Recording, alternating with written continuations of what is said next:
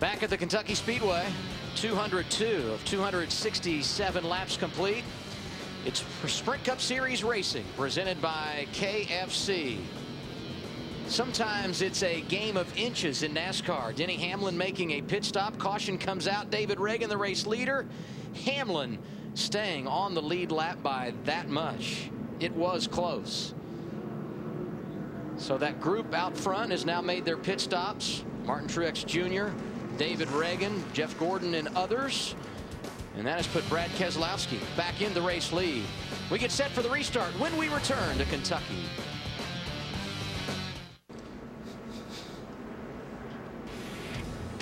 Next up for TNT, next Sunday, Loudon, New Hampshire. We wrap up the summer series. Coverage begins noon Eastern time with Countdown to Green delivered by Pizza Hut, followed by Sprint Cup racing from New Hampshire at 1 o'clock Eastern time.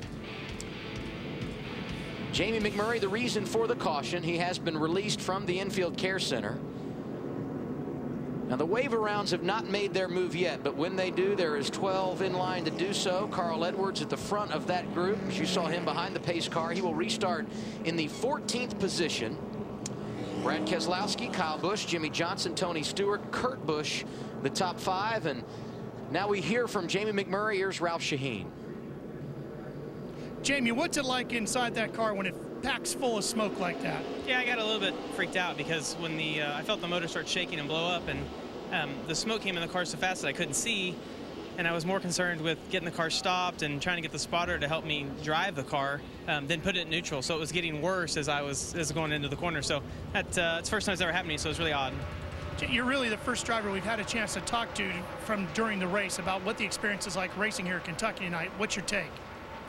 Well, the track is really slick on the restarts, especially being in the back. Everybody's fighting to get to the bottom, and then as you run a few laps, it widens out and gets two grooves wide. I just wish the tire would fall off a little bit more. It doesn't seem that it falls off as much as it needs to. But it's actually, I wasn't a fan of the track in our test day. I didn't really care for the layout because it's different. But once the race started, it raced really well. So yeah, I liked it. All right, Jimmy. Thanks. Glad to see you okay.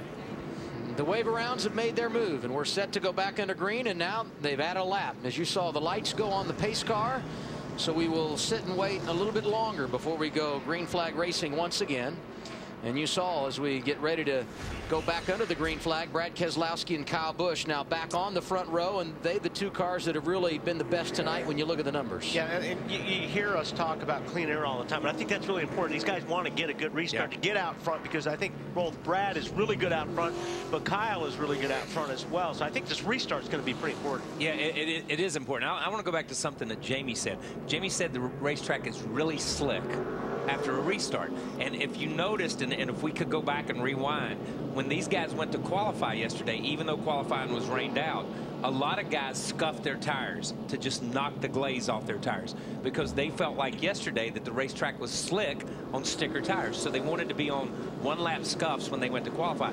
Now that you're in the race, you don't get an opportunity to scuff all your tires. So the restarts are going to be a little slick. Matt? Adam, that's exactly the feeling that Tony Stewart had in the 14 car. He thought he had a right rear tire going down. He asked his spotter to go down to Kurt Busch's spotter. Busch pulled up alongside, said no, his rear looks just like his right front. He goes, but you know what? I've been feeling the same thing a lot throughout the night. So a lot of guys are feeling that same sensation. Stewart restarting 4th, and how important is track time? Kyle Busch won the truck race here on Friday night. He's running 2nd, and the man who starts in the lead here, it's Brad Keselowski, who won the nationwide race last night here at Kentucky. Never hurts to get some time on track. And getting back, I think some of these guys' cars are better set up, Kyle, for the short run. You know, you're talking about the tire thing, but I also think guys like Kyle Busch and Keselowski, and I thought Kurt Busch's car was really good on those new tires, whether they were slick, stickers or not. Some of those guys were set up for it. Some of those guys can handle that slickness, right, and their car seems to respond to that. Off, and they take off, but a lot of them don't. Beautifully, I'm back on you.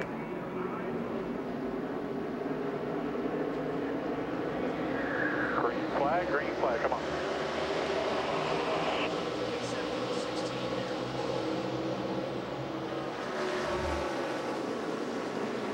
Three wide, you're the top. 2 wide bottom, 2 wide bottom.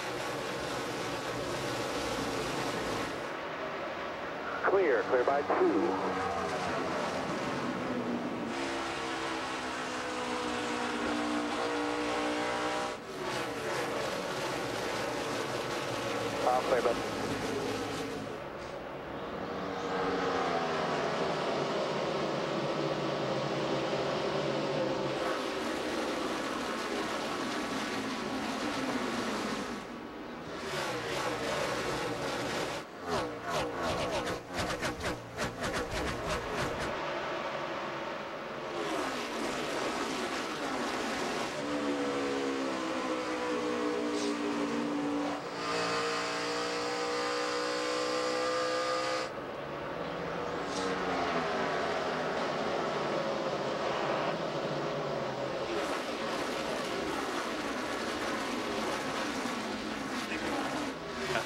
Clear by clear low. Inside. Still there, still looking. Clear.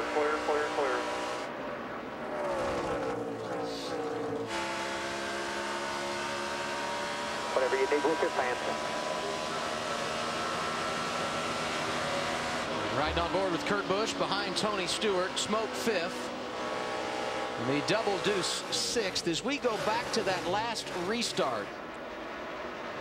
And take a look here. See what happens. Things got stacked up a little bit. I don't know if the 18 spun his tires a little bit, but he didn't get the greatest restart. It looked like 48 went to try to avoid the 18. May even got touched by this car here, the 22. Not yet. Green flag. It's like the 18 didn't go for whatever reason. Clear high. Definite contact there, and then a chain reaction 4 or 5 rows behind. On board with Paul Menard following Greg Biffle. Green flag. All rolling, checking up. All rolling. One outside still. Clobbered him pretty hard there on Menard's car. You see all the damage there. Menard back in 18th, Biffle in 16th right now. Hey, Montoya's been hanging around all night long. Started second, drifted back, but he's in the 7th position right now. You see him tucked in that bright red Target car behind Kurt Busch. So what about Montoya tonight, Ralph? You know, Adam, he got his first test for Chip Ganassi right here at this Speedway in Kentucky back in 2006 to see whether or not he wanted to go cup racing. He crashed that day. Today, he's running great. He's been battling up and in around the top 5 all evening long here. The car is running very good. They haven't been making big changes with that car, so they're right in the zone and should be strong as this one winds down. Montoya, another one of those drivers that won in 2010 that is yet to get a victory in 2011. His win coming at Watkins Glen in August of last year, and I'm sure he's looking forward to going back there next month.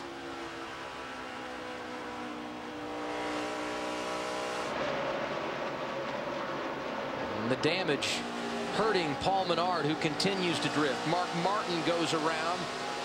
Menard now 20th in the running order. Brad Keselowski at the front, a 2.5 seconds in front of Kyle Busch. I'm sure that 27's picked up a push right there with all that damage. He's lost, I would say, front downforce on that car. As things continue to cycle through, Denny Hamlin, who's on a bit of a different strategy earlier this evening, working on David Reagan, last week's winner, for the 10th position. And you can't say enough about how this 11 team has battled back. Not only did they start at the rear with an engine change, but Kyle, 2 laps of practice yesterday, and that really put them behind the 8 ball, Marty.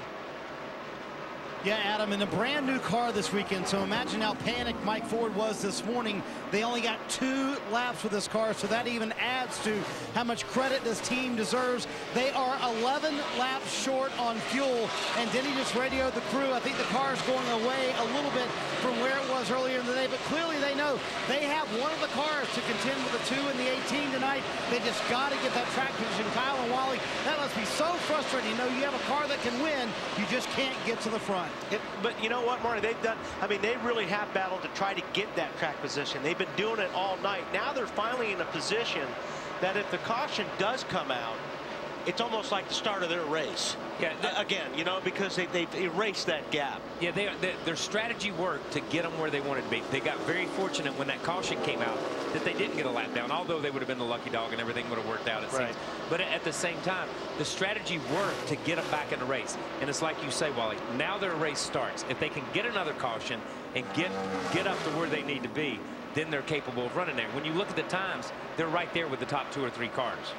How about Ryan Newman running in the top 10? He's one of those drivers, got behind early, took the wave around at lap 145, and he's inside the top 10 right now, running 8th with David Rudeman, who's really been very good tonight. Brad Keselowski trying to go back-to-back. He won here last night, and he's out front with 47 to go.